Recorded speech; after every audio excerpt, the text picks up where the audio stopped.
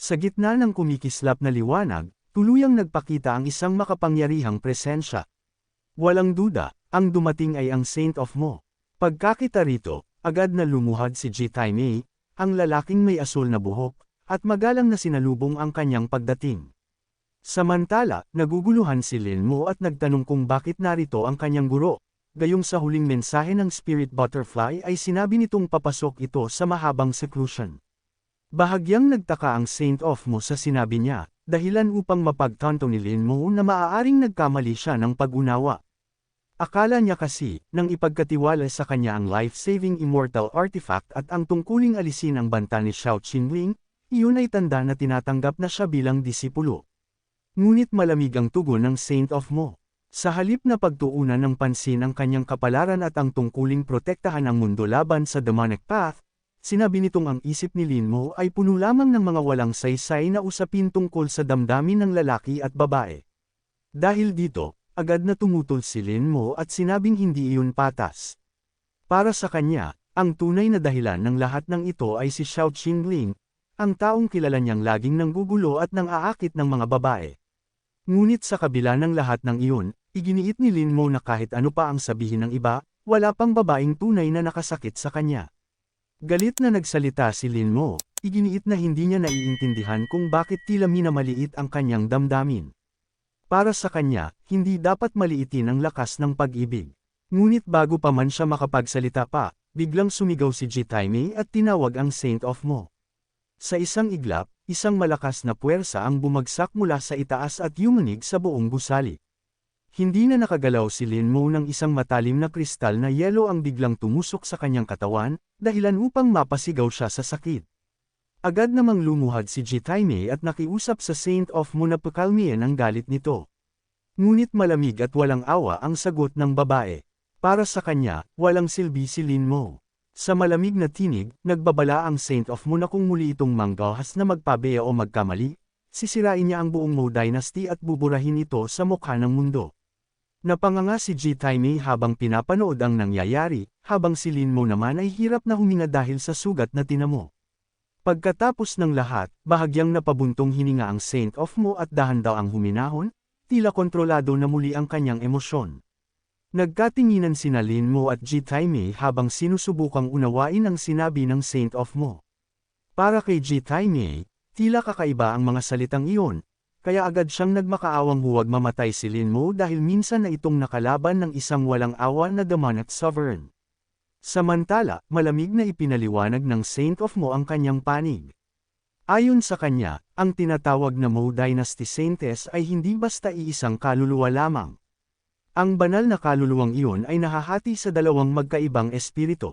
Isa sa mga ito ang kumakatawan sa kabanalan at kadalisayan, habang ang isa naman ay ang marahas at mapanganib na witch-like spirit na kailangang pigilan. Biglang napatingin ang Saint of Mo kay Ji-Tai-mei, tila sinusuri ang kanyang iniisip.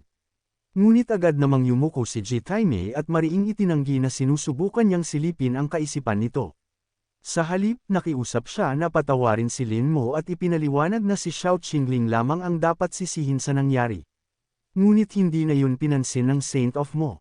Sa isang iglap, gumawa siya ng simpleng galaw gamit ang kanyang daliri at agad na nagkalas ang kristal na yelo na nakabaon sa katawan ni Lin Mo. Pagkatapos nito, malamig siyang nagtanong kung nasaan na si Lin Qingnan, ang kanyang disipulo. Sa puntong iyon, napahinto si Lin Mo at napilitang umamin na matagal nang ipinagkatiwala ni Lin Qingnan ang kanyang buhay at kapalaran kay Bai Qingling. Tahimik na nagsalita ang Saint of Mo habang nakatingin sa dalawa. Para sa kanya, ang desisyon ni Lin Qingnan na ipagkatiwala ang kanyang buhay kay Bai Qingling ay hindi basta-basta. Ibig sabihin nito ay tunay nitong kinikilala ang lakas at kakayahan ni Bai Qingling. Naalala rin ni Ji-Tai-mei ang sinabi noon ng Saint of Mo, na kapag nagbanggaan ang kapalaran, maaaring magkatagpo sina Runger at Bai Qingling. Dahil dito, pinaghinalaan niyang may kaugnayan ang babaeng iyon sa kaluluwang nagmula sa Demon Path. Ipinaliwanag ng Saint of Mo na sa araw ng Demonic Path Assembly, diretsyong dumating si Bai Qingling sa pagtitipon. Ngunit bago iyon, dadaan muna ito sa isang lihim na lugar upang kunin ang isang bagay na pagmamayari niya. Nagulat si Ji-Tai-mei at nagtanong kung may ganoong lugar nga ba. Ngunit hindi na yun pinansin ng Saint of Mo. Sa halip, nagbigay siya ng malinaw na utos. Si Jitai Mei ang hahawak sa pangunahing labanan sa Demonic Path Assembly, habang ang pagharap kay Bai Qingling ay ipagkakatiwala niya sa Third Prince. Agad namang lumuhad si Lin Mo at nangakong susundin ang utos. Sinabi niyang hahabulin niya si Bai Qingling at pipigilan ito hanggang sa dumating ang Saint of Mo. Dagdag pa ng Saint of Mo, kung sakaling makita niya ang magic sword ng Deep Asher sa lugar kung saan nakatago ang kayamanan ni Bai Qingling, kailangan niyang dalhin iyon pabalik sa kanya. Sa huli, mariing sumagot si Lin Mo na nauunawaan niya ang utos. Ngunit sa kanyang isip, hindi niya maiwasang magtaka kung paano nalaman ng Saint of Mo ang lahat ng impormasyong iyon. Mahinahon sumagot ang Saint na siya mismo ang nagsabi. Sa loob ng Divine Soul Void Realm, nagkita sina Bai Qingling at Qingmei sa tuktok ng isang napakataas na tore. Tahimik ang paligid habang umiikot ang enerhiya sa kanilang paligid. Ipinaliwanag ni Bai Qingling na sa kanilang sparring ay hindi siya gagamit ng anumang teknik, spell, o kahit ang kanyang Dragon Blood Dragon form. Dagdag pa niya na hindi niya alam kung paano sila maglalaban bilang Sword Sisters kung walang kapangyarihang gagamitin. Ayon kay Qingmei, maaari pa rin niyang gamitin ang kanyang Lifebound Magic Sword. Kaya tinanong niya si Bai Qingling kung ang tinutukoy ba nito ay ang Chaos Changing Divine Sword. Hindi agad sumagot si Bai Qingling. Sa halip, inilabas niya ang kanyang espada. Nang makita iyon ni Qingmei, agad niyang nakilala ang aura nito. Para sa kanya, malinaw na ang espada ni Bai Qingling ay may dalang sword intent ni Muzilan. Nang marinig ang pangalang iyon, bahagyang naguluhan si Bai Qingling. Hindi niya maalala kung sino si Muzilan, na para bang may bahagi ng kanyang alaala na nawawala. Sa gitna ng pag-iisip niya pinakalma siya ni Qingmei. Hindi raw kailangang pilitin ang sarili na maalala iyon ngayon. Sa halip, sinabi niyang mananatili muna siya sa tabi ni Bai Qingling at tutulungan siyang palakasin ang kanyang swordsmanship. Samantala, habang abala si Bai Qingling sa ibang lugar, nagaganap naman ang isang mahalagang pangyayari sa Kangming Sect. Sa ilalim ng malamig na liwanag ng buwan, tahimik na nakaupo sa gitna ng bulwagan si Runger, napapalibutan ng kakaibang enerhiya habang ang mga bandila ng sekta ay marahang umiindayog sa hangin. Sa harap niya ay lumapit ang ilang miyembro ng sekta at magalang na bumati sa kanya bilang Hallmaster Hua, ngunit agad niya itong itinama. Hindi na raw niya kailangan ng titulong iyon. Ngunit ang tunay na dahilan ng kanilang pagpunta ay hindi basta-basta. Ipinahayag ng isang lalaki na ngayong gabi ay opisyal nang mawawala sa Demonic Path ang Yingwei Hall. Sa halip, ito raw ay sasapina sa ilalim ng pamamahala ng Kangming Sect.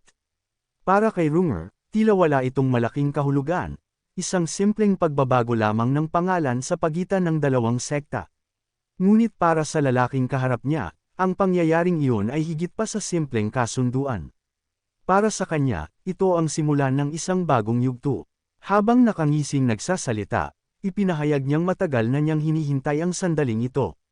Sa tulong ng kapalarang dumating sa kanya, nagawa niyang tipunin ang kapangyarihan ng iba't ibang sekta at unti-unting baguhin ang balanse ng mundo ng mga cultivator. Tahimik lamang siyang pinagmamasdan ni Runger habang patuloy itong tumatawa. Sa kanyang mga mata, tila may balak pa itong higit na mas malaki, isang bagay na maaaring magdulot ng malaking kaguluhan sa hinaharap.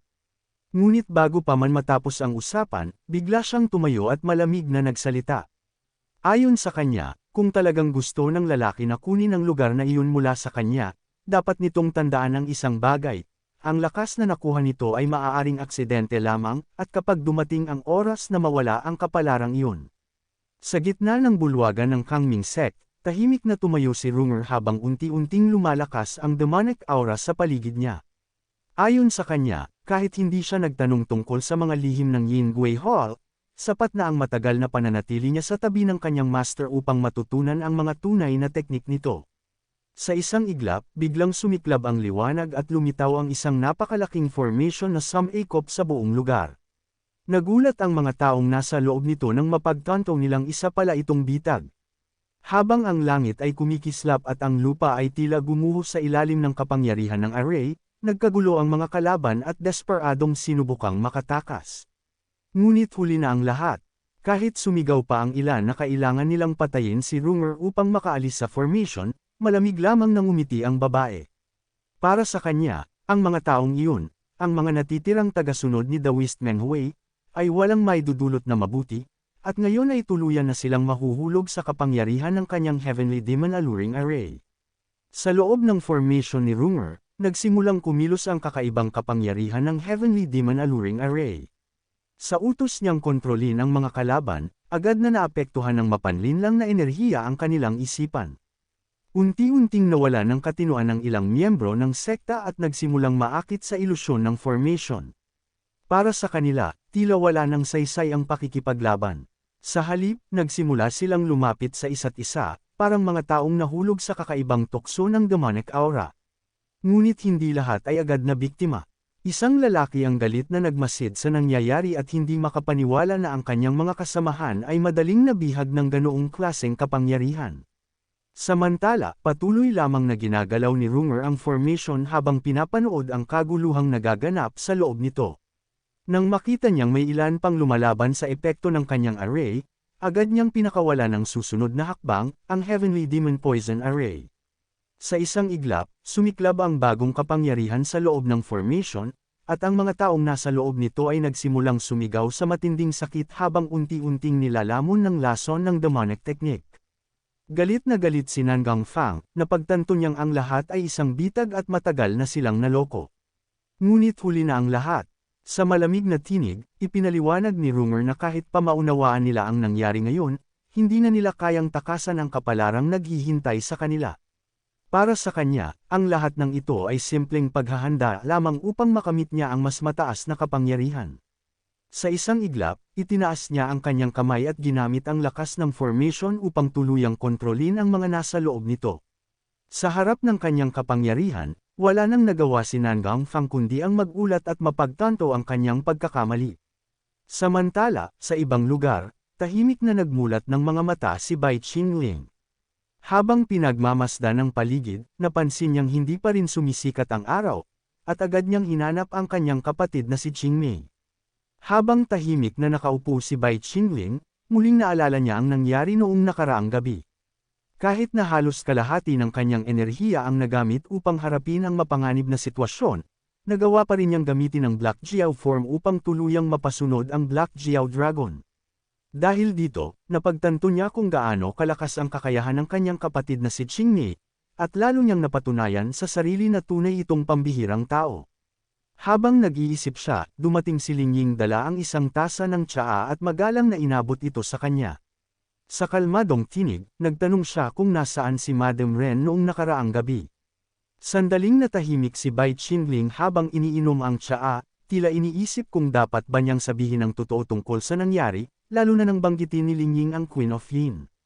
Habang nag-uusap sila, biglang namula ang mukha ni Lingying at nagtanong kung hindi lang ba si Madam Ren ang kasama ni Bai Qingling kagabi, kung pati ba ang Queen of Yin ay nakasama rin niya sa buong magdamag. Dahil sa biglaang tanong na iyon, sandaling napatigil si Bai Qingling at napatingin sa tasa ng tsaa na hawak niya, kung saan bahagyang nasasalamin ang kanyang mukha. Halatang nagulat siya sa sinabi ni Lingying at agad na napahawak sa ulo, tila hindi makapaniwala sa narinig. Para sa kanya, napaka-imposibleng bagay ng paratang na iyon. Ngunit habang nagpapatuloy ang usapan, napansin niyang kakaiba ang kilos ni Lingying, matagal na raw itong tahimik at ngayon ay biglang nagtanong ng ganoong bagay. Dahil dito, nagsimulang magduda si Bai Qingling at napaisip kung ano nga ba ang tunay na balak ni Lingying sa likod ng mga tanong nito. At dito muna nagtatapos ang chapter na ito. Kung excited ka sa susunod, huwag kalimutang mag-subscribe at pindutin ang notification bell para updated ka palagi. Shout out sa mga loyal viewers natin, salamat sa walang sawang suporta. Kita-kits sa next upload.